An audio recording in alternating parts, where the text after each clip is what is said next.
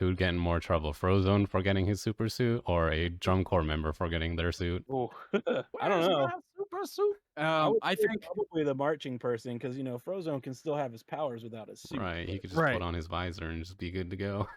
You're gonna run laps if you forget your uniform. I think it'd be a little more than running laps if you Right. forgot the whole uniform. Sure.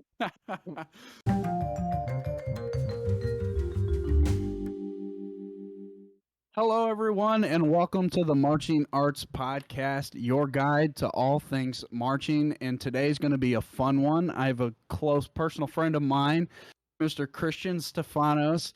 A little bit of his history. I met him at Georgia State. He was my first section leader at Georgia State. That's how I got introduced to him. He has a very wide history in the marching arts. Marched with the cadets in 2012 and 2013. As a performer at the high school level, was at Harrison High School. I won't date you there, Christian, on your graduation date. As an educator, started at Kell High School at the band marching band staff at 2012 and 2013. So at the same time, marching cadets. I bet that was a long couple of years going back and forth between that. Moved to East Coweta visual caption head for 5 years, 2014 to 2019. Did visual design and visual caption head with Southern Knights Drum and Bugle Corps from 2018 to 2021. I did see this one. Helped found a drum and bugle corps, Appalachian Sound, in 2016, and is currently working with Kenai Central High School in Alaska, which is incredible because no one ever really hears about anything going on in Alaska.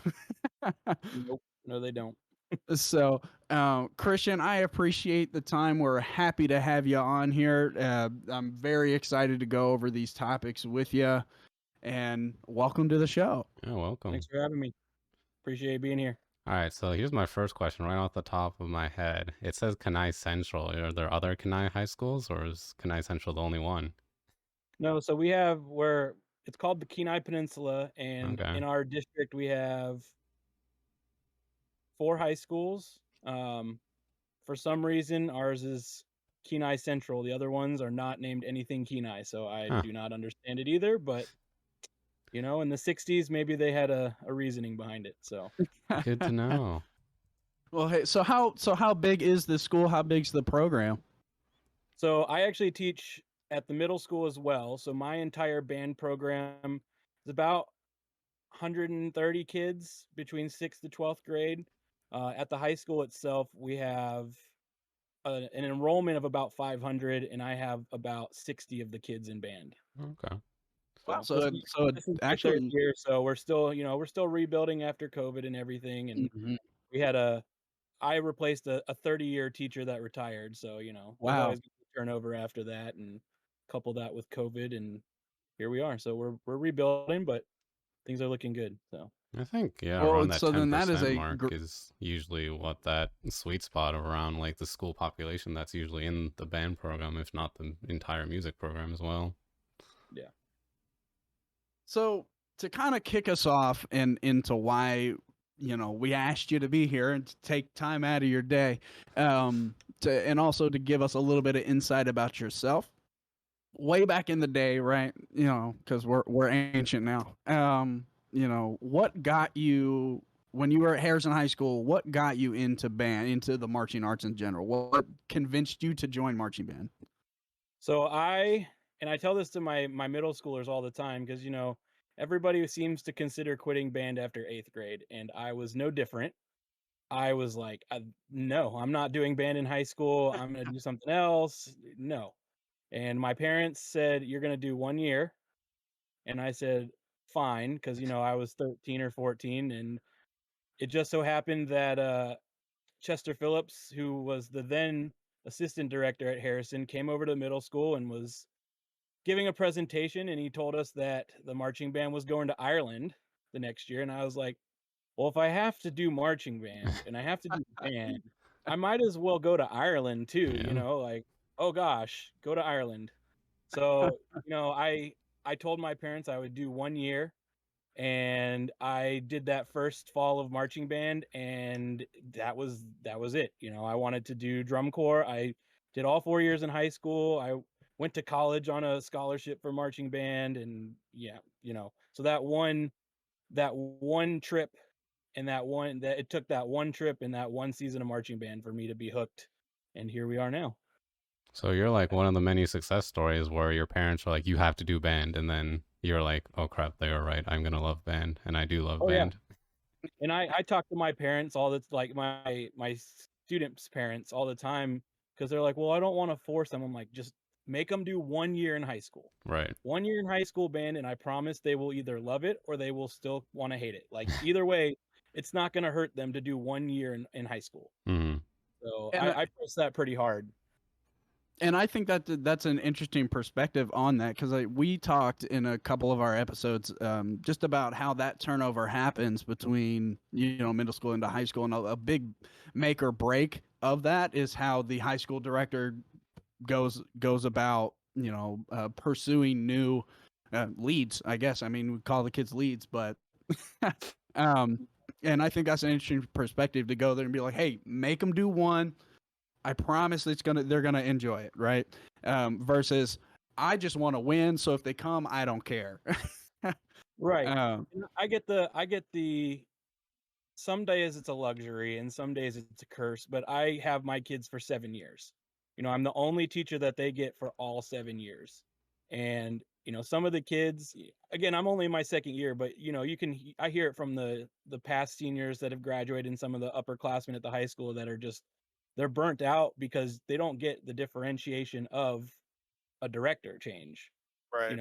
from middle school to high school. But I also get to control 6th through 12th grade curriculum and kind of feed my own high school band. So I get to figure out the ways to convince them to stay, whether it be flashing light dance parties in 6th grade to hook them through middle school or, trips at high school. But Right, and that's super. We talked a lot about high school, high school, right? We kind of harp on that, but I think this is the first time we've really run into the someone who is in the process all 7 years, kind of gets to be your own salesman. yeah. For your And let me tell you, before this job, you can ask anybody, any of our mutual friends, Harrison, I was 100% against teaching middle school. And now that I'm in this situation, I understand more the power that middle school band directors have. So absolutely. I took it for granted. And now it's like when the parents say they don't want kids, have a kid, and they're like, now I want 12. Oh no. Yeah.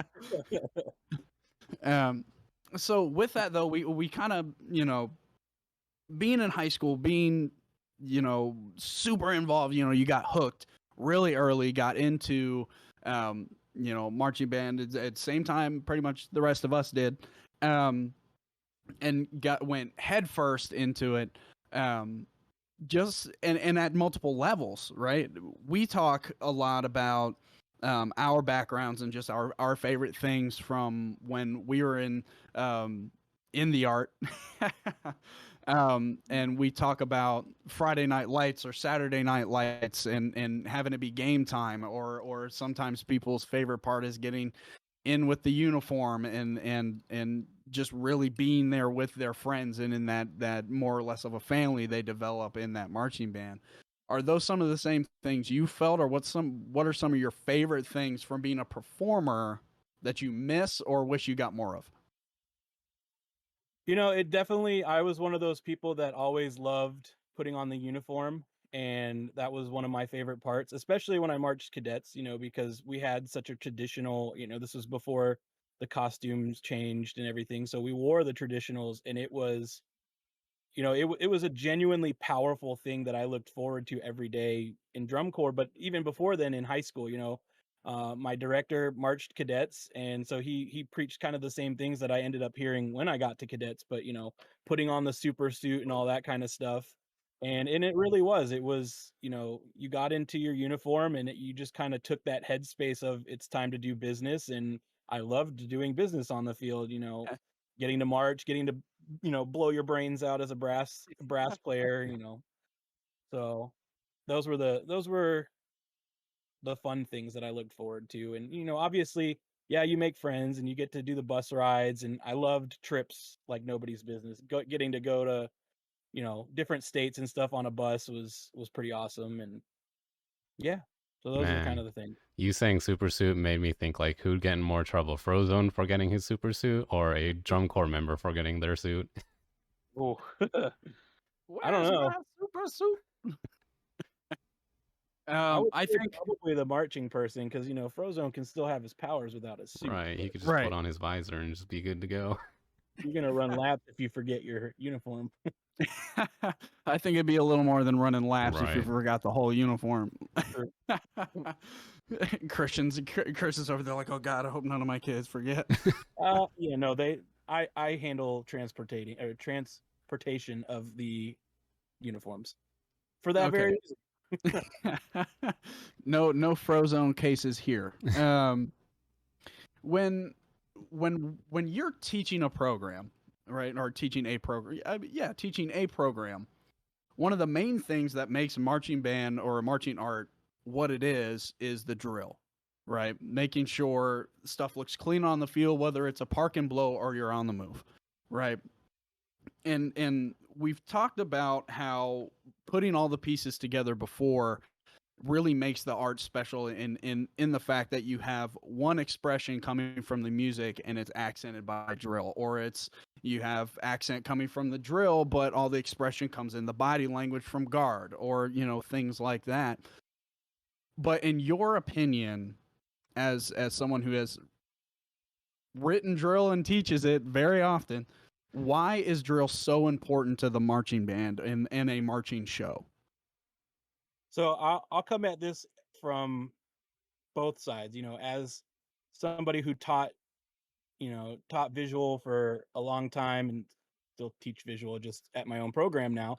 And then as somebody who's written drill for a decade, I have worked with some programs that drill's kind of a second thought because they really want to focus on the music, or you know they don't really care what happens on the field as long as it looks good and it sounds good. But something that you realize when you watch kind of the upper tier programs is just how much it adds to have good drill written.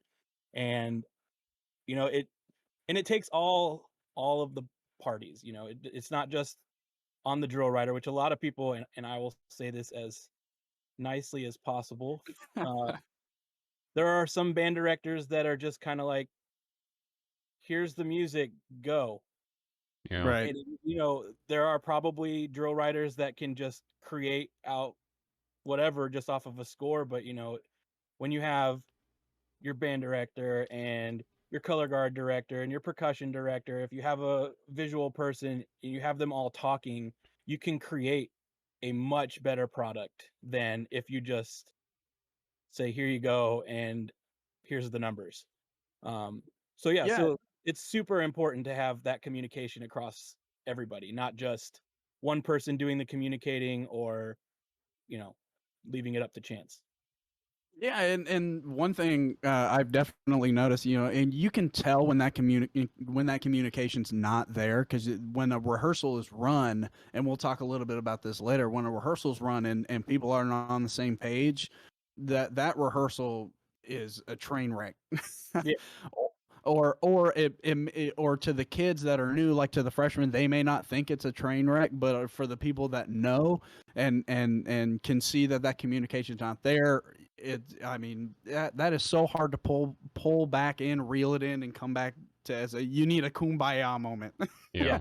Yeah. We gotta get this together, and sometimes it's really really hard to get that. And we talked about technicians in the last episode, and techs can be just as much of a problem of that, as well. If the tech just thinks they're in charge, like, I'm gonna, um, I want them to sound this way, kind of a tech, that can develop a problem.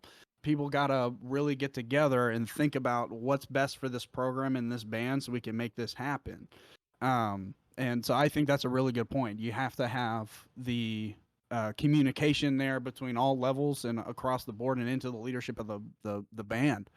I And, sort of and wish like that there was sort of almost like a competition where maybe like there was an adjudication of this one song or like one marching band show, and then all the drill writers just all submitted their own ideas for the show, and like we could see people like how people interpret it differently, or we could even see like please submit intentionally bad designs because we're also getting like an award for the best worst show. Because I also feel like if you don't take what the music is doing, like all the accents and all of like the legatos and the scottos, and like you're not putting that in with the movements, you're right, it can look very disjointed. So I think like Mhm. people who are more so visual learners and like audio learners who like can't understand what we're saying orally, I think that would be a cool idea.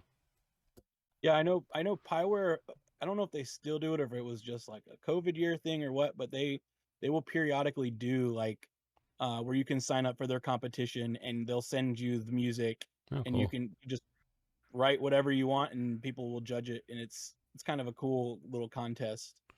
But Something new I learned today. outside of the little contest for that, I like having communication.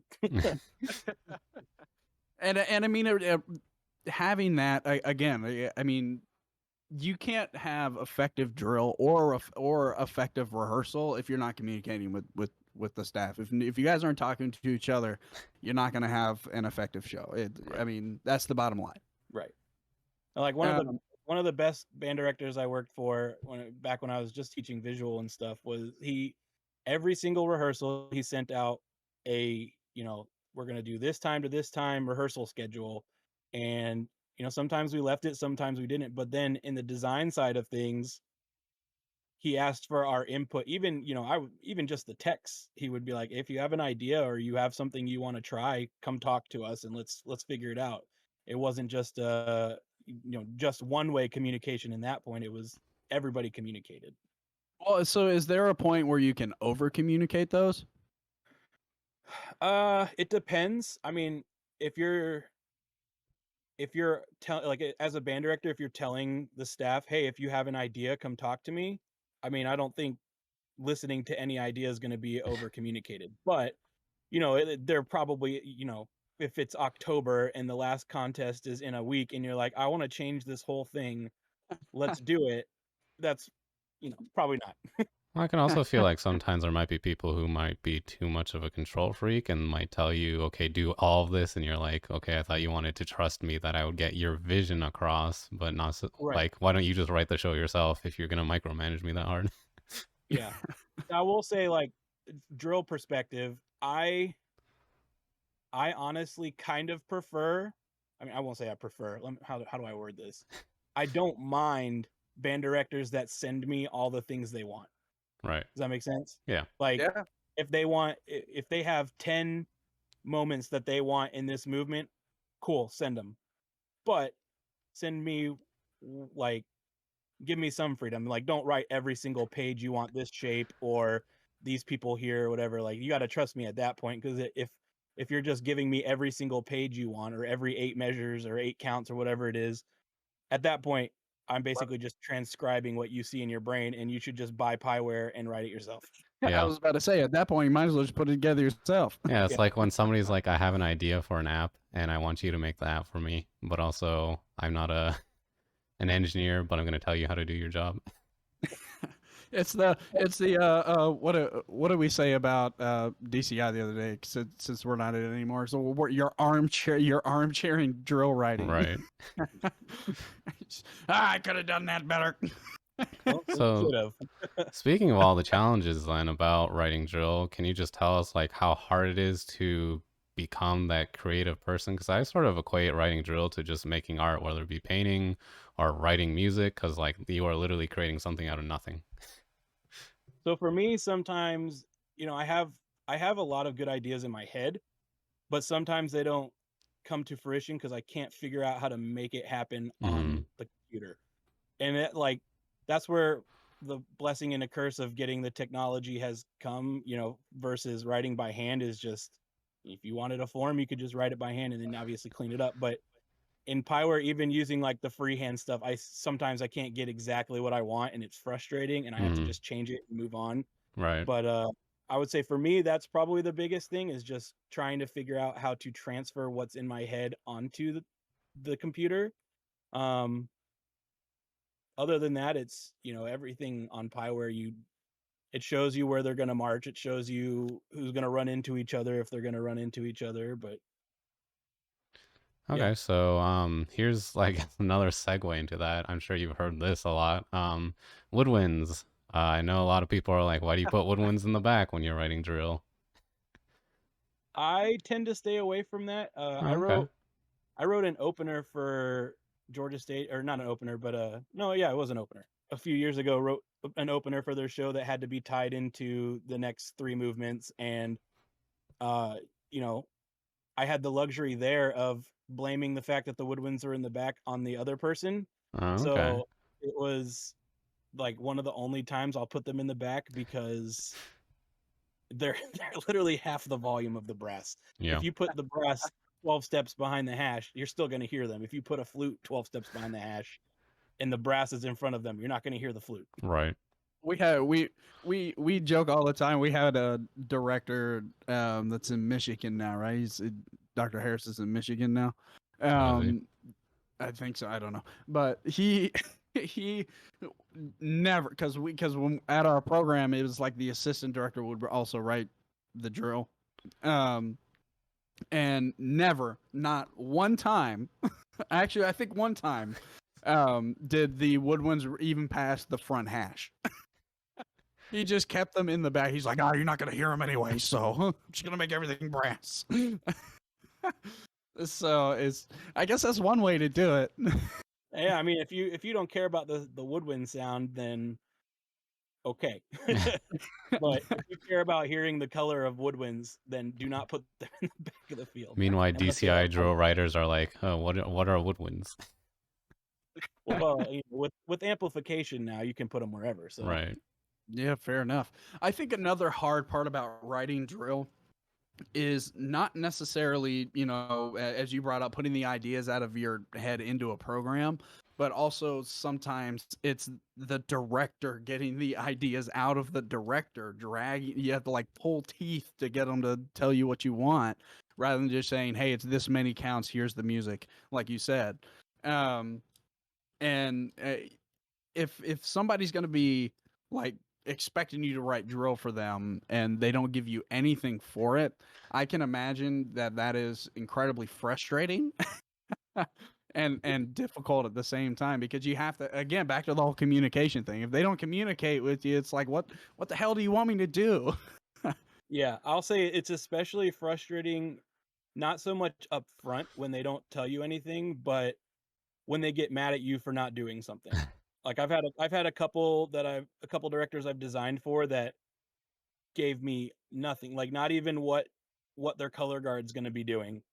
And I can remember one time I had the color guard on flags, wrote all the drill, put them all, where I thought they would look good for flags, and then get told, "Oh, well, they're going to be on rifle here." I'm like, "Well, sorry.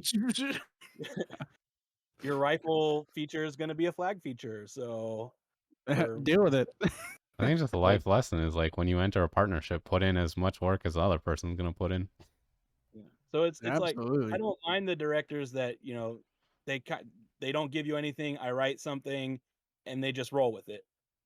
Like that's totally fine. That's some people aren't creative. Some people just want to choose music and let the people they pay money to run free, and that's totally cool. But don't get mad at your drill writer if they don't do what you want. Yeah. Words of wisdom. I don't know about wisdom. It's words of words of frustration. of words of this is a fact. Yeah. All right. So um, going off the script a bit, I guess just like how does anybody get into drill writing in the first place? yeah, interest. Yeah. So and it's so funny because I found an old hard drive like 2 weeks ago that had my first drill on it. So like I've always been fascinated with drill, and like that was one of the reasons I chose the cadets when I was choosing where to march DCI, and I loved the drill and I loved how fast they moved and everything. Um, so I've always loved the idea of writing the drill. So when I aged out, I started writing, um, and that stuff was bad. Like I sent some of that stuff to high up drill writers, thinking like asking for advice. Hmm. And looking back now, I'm like, oh god, why did I send that to them? Well, we all What got was to start somewhere. What was I But doing? it was so bad. Looking back on it now, I should not have done that. I should have just asked them for advice before I started writing Hmm. instead of sending them I, things asking for advice. they probably saw it and went, huh? Well, I remember I'm not gonna drop who it was, but he's a probably one of the most well-known drill writers in the activity. And I was like, this is bad, but I'm starting. Tell me what you think. And it was like 3 pages of just bullet points. What the hell were you thinking? Why did you do this? Do this instead. And I even after that, I've still made mistakes in writing, and I still learn and get better every time, every year, because it's not something you ever just perfect. It's something that Right. you have to consciously continue to improve. And I've had my fair share of upset band directors that I did not write my best stuff for, and you know learned from it and didn't do some things again, Hmm. because a hard thing as somebody who loves watching drum corps drill and stuff like that is transferring, or having to realize that high school marching band kids aren't the same thing. Right. So, like, you can't have kids jazz run constantly while they're playing. I sort Not of that I think ever did like that. I just, example.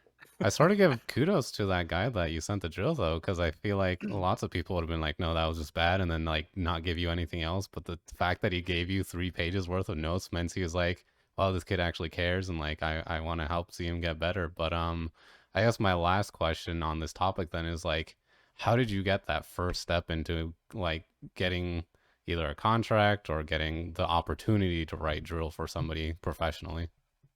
So I was very fortunate that a friend of mine at Georgia State, when we were in college and undergrad, was a color guard director, and she reached out and we set up a time to kind of go over things and with the band director, and he took a chance on me, and I wrote drill for 3 or 4 years for them, and it was a time where I learned a lot and failed a lot and got better. And if without that band director and my color guard friend taking a chance on me, I probably wouldn't be writing now. Mhm. So Hey, it's And like that's a that big part of something else we talked about too, is that whole networking networking, aspect yeah. to get anywhere and anywhere in the band world. It's like it's and you brought up actually brought up two things. So one is the networking, because it's who you know a lot of times when you get started.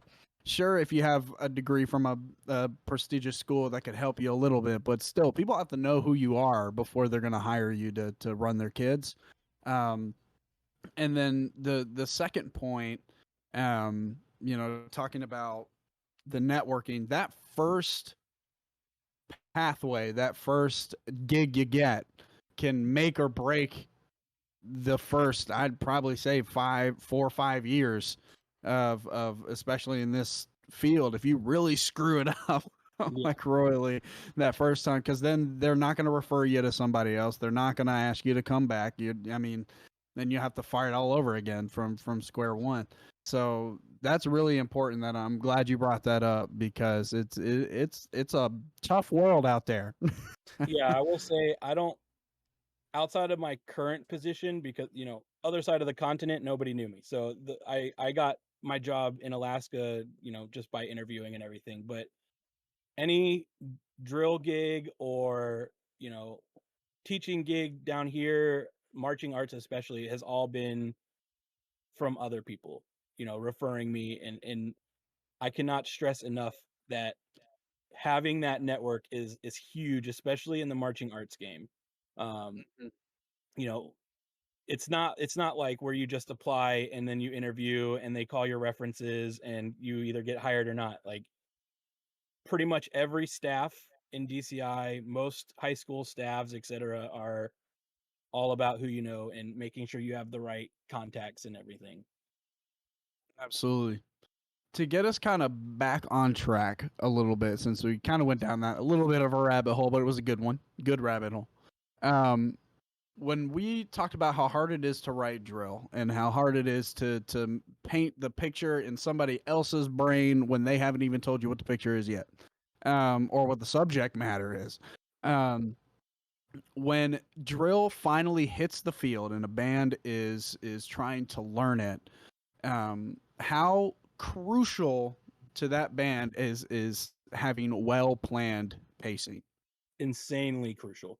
So it go like I told you with the receiving a well thought out schedule every single day.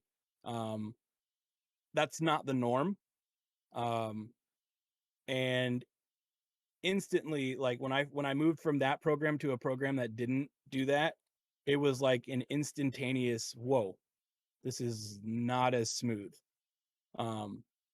Because you're just kind of, it can bog down if you don't know what's happening and you don't know how much time is allotted or anything. Things can bog down so much, and especially with high school age kids where their brains are like focused on something for 8 seconds. If you bog down in a rehearsal, it's not gonna go well. And Yeah, and with that too, it varies as well per program, because, and what I mean by that is you'll have, you got your BOA programs, you got your DCI program, you have your non-compete, you have your HBCU program, right? They all move at different pacing, they move at different speeds. So I wanted to, because you and I come from our backgrounds are really competitive. And James, I think yours was also competitive, Semi-competitive, yeah, but semi-competitive. but you also So had periods where you were not. How right. was pacing for that for you? Because for us, I think Christian and I can agree. For us, pacing was always pretty quick. When we were learning drill and learning music and things like that. Yeah, But so what's your insight? Christian, I guess I'm gonna blow your mind right now. When I was at Roswell High School, like the band director was outgoing as I was entering as a 8th grade to 9th grader. And he was one of those band directors, like, I don't care who joins my program. We just want to be as good as we possibly can. So, like, if you want to join, great. If you don't, who cares? Um, I'll just make you as good as I can if you do want to join.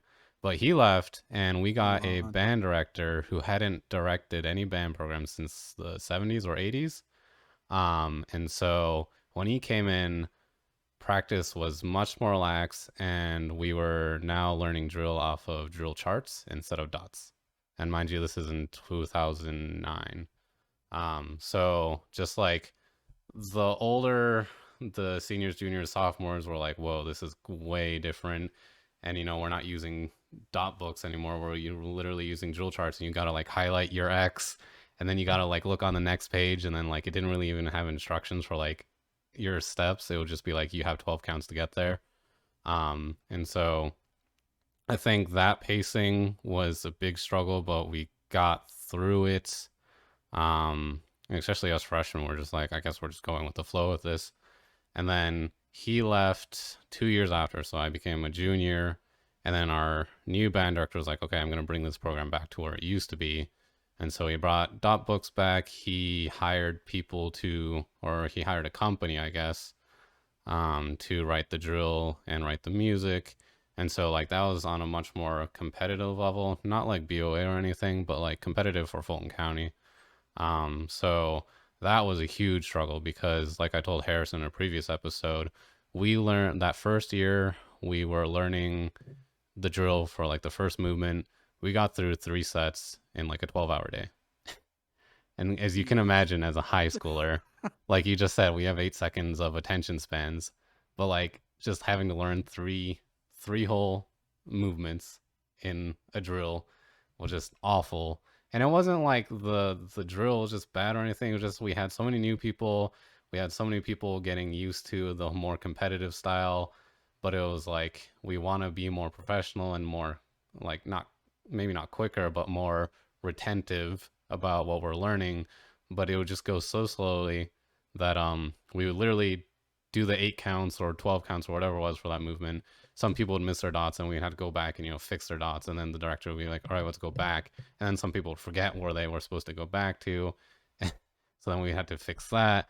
And then we would have to go back to the next set, but then more people had forgotten that one. So it was just a cycle of hell, essentially. Yeah, that's currently, like Harrison said, like we have, kind of a highly competitive background, and where I teach now is not that. It is the complete opposite.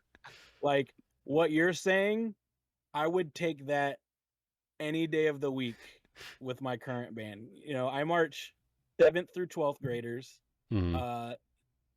Outside of my band last year, none of them have ever done marching band. Half of them had never heard of marching band, Oh, that's right. and it is low. Yeah. And my competitive brain is like, all right, come on, please figure it out. We gotta go. But you have to lay that foundation, and that's crazy that you had to switch, like, Technically, 3 uh directors, yeah. Because like yeah, our 8th grade night switch. was run by the old director, and it was like, all right, this is our program, this is how we roll. And then you show up to band camp or like pre-band camp, and you're like, whoa, everything is much more laid back than we were Surprise! told. Yeah, that Surprise! sounds No woodwinds. Oh horrible. man, I think another part to this that we need to talk about, because we can talk about pacing all day. I think that's a really important topic to marching band and the marching arts, because it really drives the program, right? If you have a non-competitive program, like you said, you could learn 3 pages in 12 hours and move on to the next day and okay. But then when you have a competitive high school, you're learning like 10 to 12 or and then you've got DCI where you should have already had 10 to 12 before you got here. I haven't even given you the sheet yet.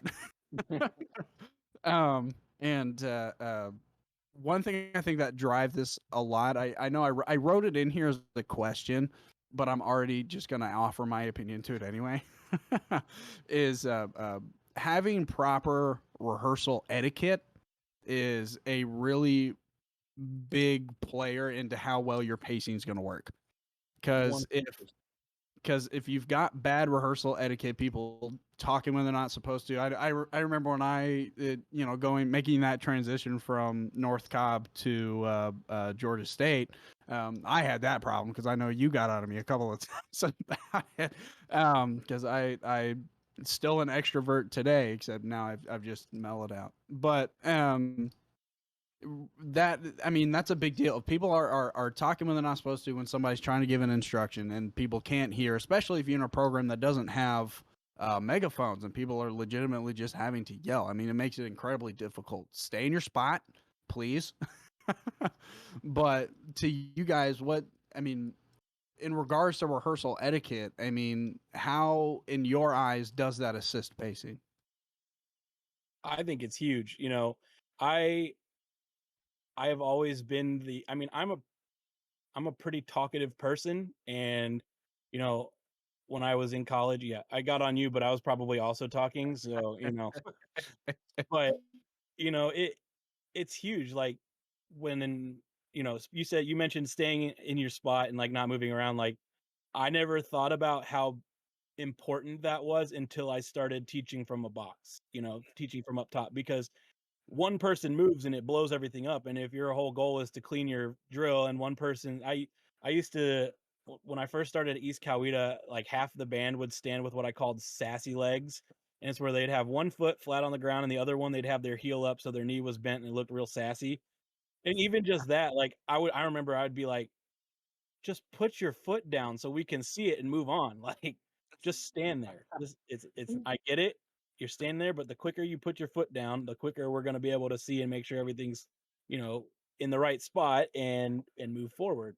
Man, it must feel like And when you're like at the eye doctor and like they're telling you one or two, when it's never just that clear picture. I imagine it feels like that when you're trying to set drill. yeah, I mean, because our job, especially as a visual person, your job is to make the pictures as clean as possible. And I'm a very like it has to be as close to perfect as possible for me. especially like curves and stuff. I pride myself on my eye to see whether a curve is, a curve or if there's people poking out or not. Right. And so I would get especially in my early days of cleaning drill, like I would harp on that. Like I'd be like, okay, these people are not in like even close. These people are semi close. Everybody just check your dot. Let's do it again. And I kind of started relaxing a little bit, but that's something that still is it's hard. It's hard for me to move on. So it's like I'm never a jerk about it, but I always am like, please just stand there and we will move on. I promise I'll give you a stretch break or a shake it out break as soon as we get done with this. Yeah. And I think another part of that is with regards to rehearsal etiquette, is making sure, as especially as a director, to be aware that your leadership team is showing off what you're wanting the rest of the band to do. One of my things is as when I'm teaching or being in front of a group of people, if you give 150% to something, you'll receive about 65 to 70 back. So the more people you can get in front of others to give that 150%, the more likely you're going to actually get the 60 to 75% back. Um, and I think having a leadership team that that shows off what you want, that's working hard, showing everybody else what it is, makes a world of difference. So I think it starts there. But as far as, since we're still kind of on the topic of pacing, and rehearsal etiquette for your specific program, I mean, you basically, you said you're rebuilding it. What does a typical marching rehearsal look like for you as far as the structure goes? So like I said, I march 7th through 12th graders. So I have to, like when you're studying music ed and stuff, they talk, or any education really, they talk about differentiated instruction. And it's huge for me. Like I can't deliver something the same way to the whole band because my 12th graders are going to get it a lot differently than my 7th graders.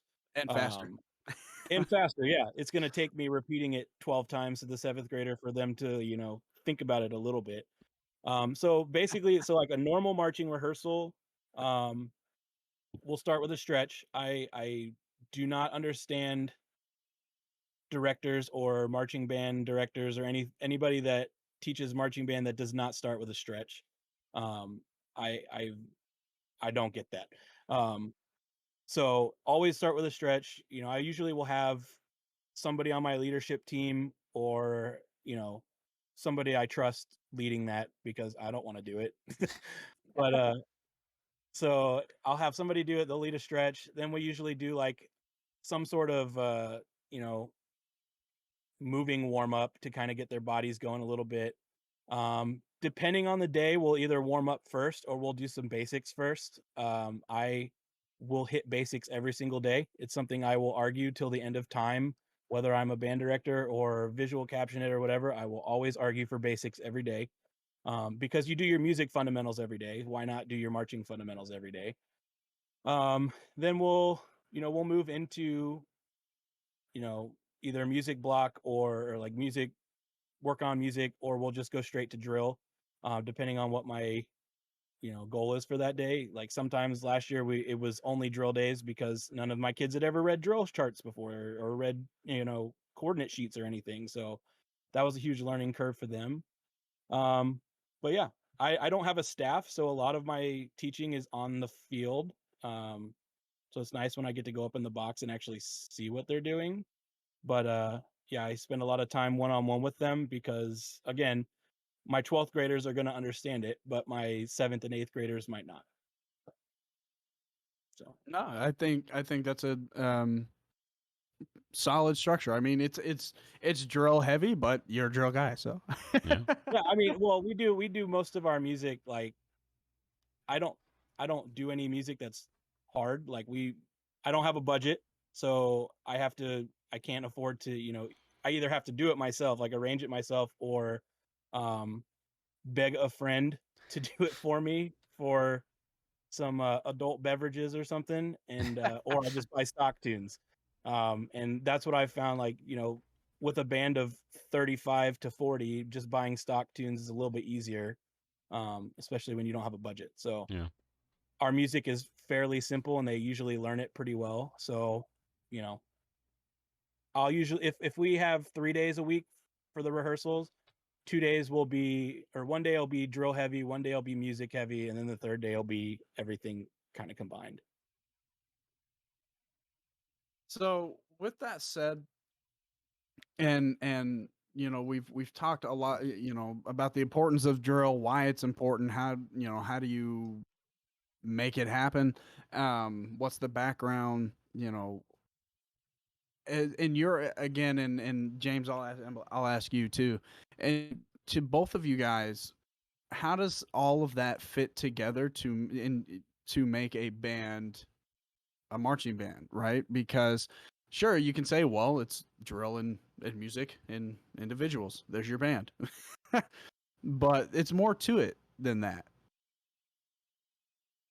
Yeah, so I mean, if you're just standing still, it you're either, I mean, you might sound great, but people go to see a marching band, right? Like, you can stand in arcs, you can stand in a block, whatever. That's great. Like, there's bands that do that. That's what they can do, and cool.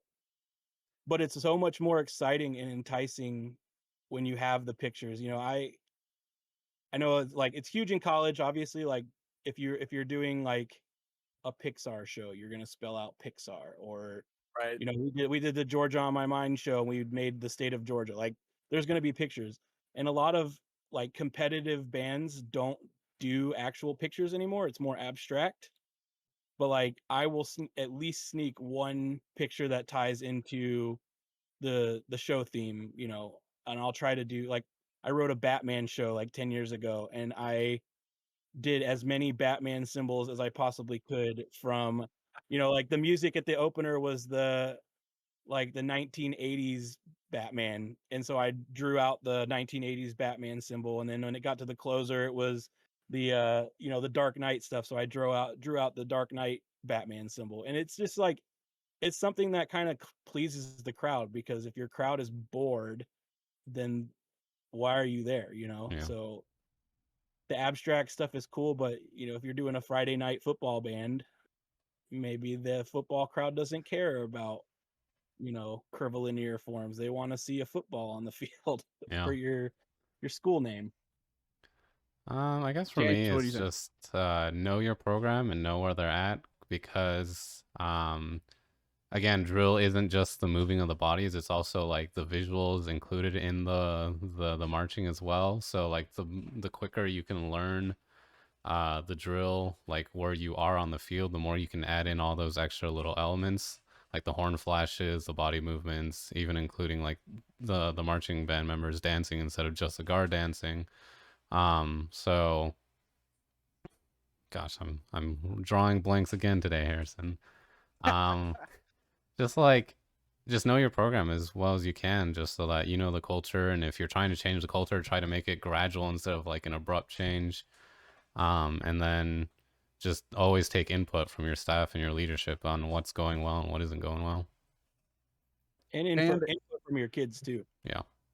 absolutely, the marching arts is not a one path fits all industry. um, so Christian, we're gonna start kind of wrapping up here in just a minute. So back towards you specifically here. Um, you are probably one of the more busy people that I know. um, so what for you? What are you working on now? So outside of my I'm teaching a band camp next week. So I'm back in Georgia now. I'm teaching a band camp next week. Then I fly back to Alaska, and I teach my band camp before school starts. Yay, So I'm jet lag. Yeah, well, yeah. At least it's a direct flight this time. So, but yeah, so I'm currently working on stuff for my school band.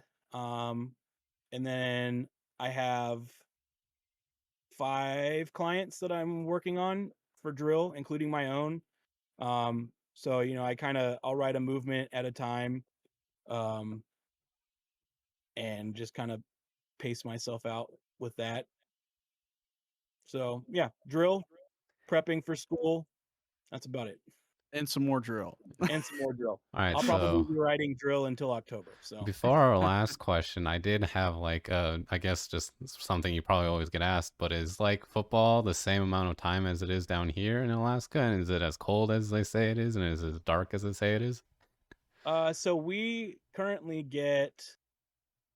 so the sun will go down about 3 o'clock in the morning and it's back up about 6. So but by the time football Dang. season happens, it's about 10 hours. Hold on, let me make sure my math is right. The sun will go down about 10 and then it'll be back up about 5. Oh, okay. So our season goes from August till I think playoffs are like mid-October, like October 15th, something like that. We play all of our games on Saturdays because our football fields don't have lights. Oh. So, in the off chance that the sun decides to go down quicker than, history, we play our games on Saturdays. And yeah, usually it's like still in about the 60s or 50s when football season's over. Oh, that's So, good to know. Yeah. Oh, that's nice weather. Yeah, it is quite nice. So as we get on the way out here, last thing that we'll have you leave with us here, if you don't mind. What for you, and we'll keep it PG on this one, is your most embarrassing band memory? Oh, God. one of them. Okay. Well, oh Lord, I don't know if I want to say this out loud, but Depends on if you want your kids to hear it. well, when I taught at East Coweta, there was like a few years in there where the low brass, who, like, I'm a low brass person obviously, and so I would get a little bit closer with them because I would teach them music too. They would go in and they would find my senior year marching band show, and my senior year marching band show was a show about me, and it is the most embarrassing thing ever because the props were pictures of me. Wow. And as flattering as you might think a show being about you is, it's not.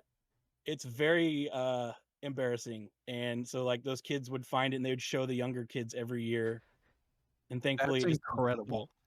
Yeah. Who came up with that idea? And was it like a contest to see who was chosen? So the source material called for a trombone, and I just happened to be the principal trombone that year. So Oh, okay. I got stuck with it, which, yippee, a show about me. That's kind of cool. Who gets to say that? But at the same time, it's embarrassing. Right. All right. Well, I won't say what show it is because I don't want anybody to go look for it. Yeah. I'm sure. Yeah. So. Well, thank you so much for being with you today, Christian. I think we've learned a lot about drill writing and just running rehearsals in general. So, thank you again for being here. It's been quite the delight. This has been the Marching Arts Podcast with Harrison and James, myself, and thank you again, Christian, for coming on. If you haven't been following us on our socials already, you can find us at the Marching Arts Pod. That's POD, anywhere online, essentially. But thanks again for listening. This has been your guide to marching.